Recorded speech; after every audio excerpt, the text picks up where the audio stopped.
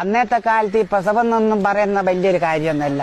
അതിന്റെ ഒരു ഉദാഹരണം എന്ന് പറയുന്നത് ഞാനും നമ്മളെ പിന്നെ തൈല കല്യാണി പിന്നെ അതുപോലെ തന്നെ പൊക്കി മാധു എല്ലാം ഇങ്ങനെ ഒരുമിച്ചിരിക്കുമ്പോ പണ്ടത്തെ കാലത്ത് പിന്നെ മാധു പറഞ്ഞ് ഞാനും നിങ്ങൾ വർത്താനം പറഞ്ഞു കുത്തിരിക്കും, ഞാൻ 5 മിനിറ്റ് പോയിട്ട് വരട്ടെ. ഞാൻ ചോദിച്ചു എല്ലാം വെള്ളം ഇനി തേടിയാ പോന്നെ, ഞാനൊന്ന് പെറ്റിട്ട് വരട്ടെ. അന്നത്തെ കാലം അങ്ങനെയാ. മാധുവിന് അന്ന് 6 മക്കളാ. മാധുവിന് 6 മക്കളാണെങ്കിൽ ഈനേണ്ട നോക്കുവാനാന്ന്. അങ്ങനെ മാധു കെട്ടിയവനോട് പറയൂ, ഉയ്ഷ് എന്തെന്നാ ഇത് പിള്ളേരെ കൊണ്ട് 6 മക്കൾ എന്തിനും 2 പോരേനാ ഒരുപാട് ഇതിങ്ങനെ പറഞ്ഞ് പ്രശ്നമാക്കൂ. അങ്ങനെ മാധുവിന്റെ കെട്ടിയ പൊക്കം വന്നിട്ട് സമാധാനിപ്പിക്കൂ. സമാധാനിച്ചിട്ട് പിന്നെ മാധുവിന് 12 മക്കളങ്ങായിപ്പോയി. എന്ത് പറയാന്ന കേക്കണ. അവസാനത്തെ ഒരു മക്കൾ ഉണ്ടായിക്കല്ല, അത് പ്രസവത്തിൽ തന്നെ മരിച്ചുപോയിട്ട് മാധു കരഞ്ഞിക്കില്ല.